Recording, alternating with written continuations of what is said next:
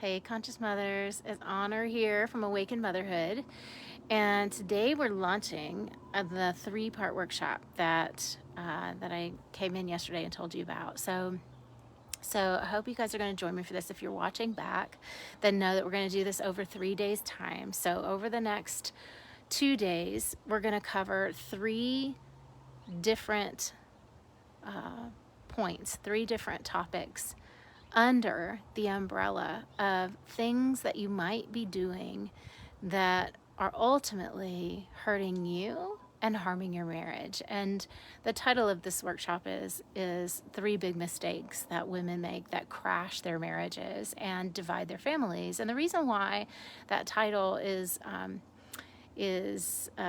what it is because I do speak to women all the time, and many of them become clients who don't even realize that the things that they're doing, which I'm going to share with you, are creating the disconnect that they feel in their marriage, and are really creating at sometimes anxiety or depression for themselves and their kids as well.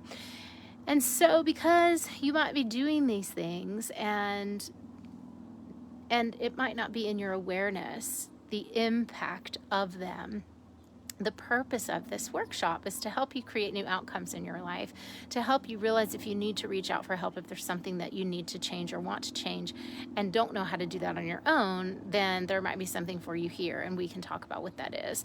But let's start with today we're just going to go over the very first mistake that women mothers tend to make that creates a lot of despair in relationship, a lot of negativity, and I'm going to invite you to participate today. So this is going to be a short training, a short workshop, and I really want to encourage your participation. Thank you so much for being here.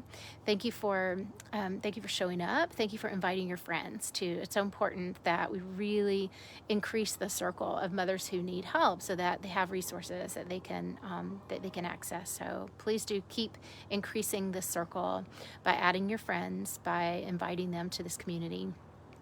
And today, the first mistake is, I think, the most common, which is why I put it first. It's the biggest, which is fixating on what you don't like in your partner or the things that he or she are not doing. Okay, so we could say this in a number of different ways.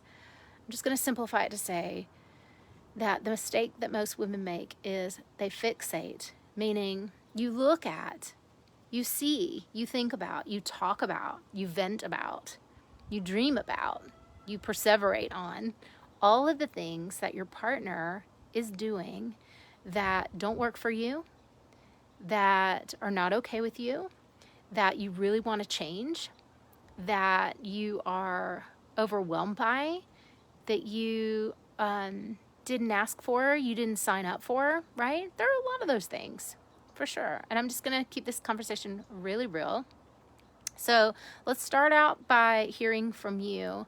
In what ways does that impact you when you look at what you don't like in your partner, or when you focus on the way he's doing it is not the way that I wish he would do it, or the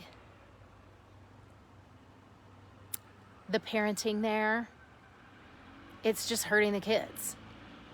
All these things, these narratives we have, these things that we see, that we know that we wish that they would have done another way. Or you've got someone who's sitting on the couch. I mean, heaven help you if that's what's happening. There's a lot of action there that needs to be taken. Your partner works or doesn't work, either way, just kind of takes up space and time and doesn't contribute. And you need that person to contribute more. The things I want to start by, I'm going to ask you to answer a question, and then I'm going to share with you the impact that I know has happened for families that I've known personally and have worked with, when women stay in this pattern, okay, in this habit. So the first question I have for you is, one, do you do this? Do you notice that you tend to focus on or fixate on all the things that your partner's not doing the way that you want, or at all, that you wish were different? the things that you don't like about that person. And it may be in parenting, it may be the way that they show up for you or don't. It may be a trust issue. It may be just practical, logistical, taking over, getting up to do things. So do you do that? Do you focus on those things? The answer is yes for everybody. Let's be real. Let's be honest. And then the bigger question is, what do you feel? How do you feel? What comes in you that you emotionally?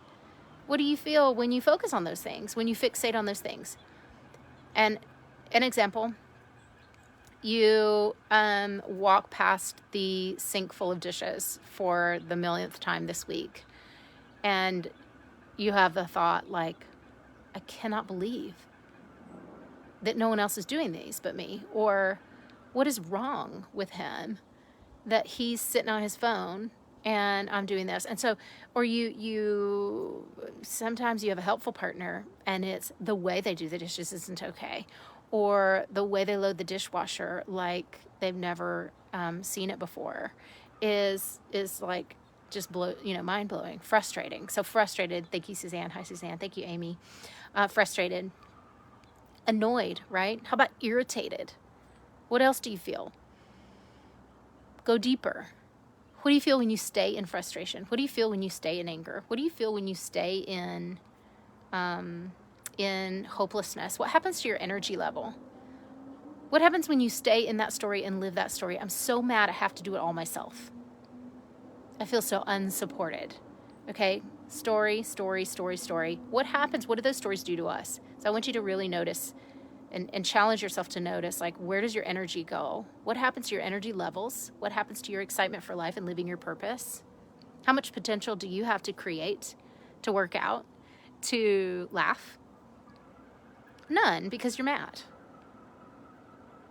So we buy into that, exactly, low. We buy into that. We set ourselves up for that by fixating on what we don't want. Because, why? We don't know what else to do. Because you may not know what else to do. And this is where I see women really self-harming, and this is such an emotional self-harm, where we don't know what else to do, so we just keep doing what the old pattern says to do. It's old default patterning, it's old programming, it's old neural pathways firing that say, like, this is what I see and this is how I feel about it, and my body's in a habit of that, and so I'm just living in frustration, in disappointment. I'm wondering if I'm marrying the wrong person. I'm wondering if this is ever going to change. And so I'm in a spiral that makes me exhausted, that makes me lonely, that makes me not a great mom, not a great parent, right? Sitting in it all the time. Okay, so be honest. Raise your hand if this is familiar to you, this pattern. If you've had any interaction with this pattern before, be honest. Click the like or raise your hand, and be honest with yourself. And if you didn't comment, then when you're watching back, comment. What is the emotional result or the energetic result that you feel when you take that on, when you just go with that flow? Because that's really what it is. Old default patterning, what we got from our parents, that is the default patterning, and that's just going with the flow until you create something new and different. So going with that flow means, like, if I don't work hard, if I don't do the inner work, if I don't change this, I'm just naturally gonna see what's annoying and feel irritated about it and focus on it some more, and then chew on it at night and then wake up angry. That's what I'm gonna do.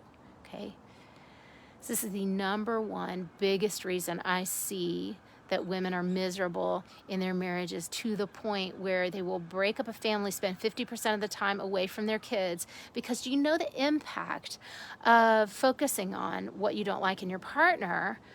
It's so real, you guys. It really is, that it cuts you off from all possibility of things getting any better.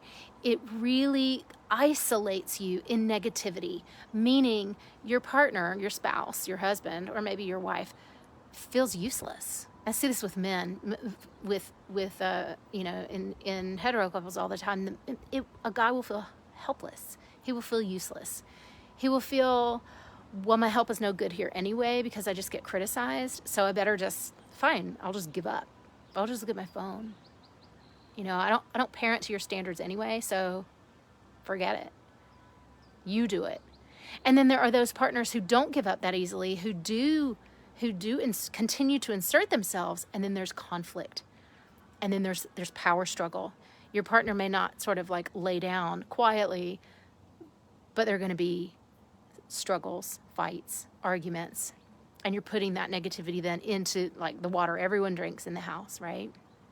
So depending on your temperament, you may be conflict avoidant. And if you don't like the conflict or the conversations about change, about activating change, then what you're going to do is stay quiet, withdraw, self-harm in your emotions, eat sugar, numb out, all those things that then zap your energy and your ability to be the fun mom that you want to be, or just that success in your career, in your professional life. So I see it all the time, and the only way to shift that, to change that, is to become aware of it first. There are action steps to changing it, but none of those can happen until you have awareness that you are in this problem. Okay, so that's where we're starting today. I want to leave you with a call to action, which is one, to invite at least 2 women you know to this group. If you have never invited anyone, stop keep being stingy with the support. I say that to my clients all the time. Don't be stingy with your essence. Let the support in and bring others into the support circle, please. I do appreciate you doing that, and appreciate you helping more moms, you know, through just giving them support in raising consciousness and awareness around what it means to create a life you love. And that's what we're doing here. And that's what I'm doing in my work with my clients in Awakened Motherhood, really creating a life that we love. And that includes a happy, healthy, connected, supportive partnership and marriage. And so that's what I want to help you do. So tomorrow we're coming on with mistake number 2. All right. So stay tuned, bring in your friends, and then please do comment on the impact of being in this pattern for yourself, so we can share, so we can see each other's reasons and connect and comment and create community here. And I'll see you guys back same time tomorrow. Thank you so much for being here. Thanks for joining.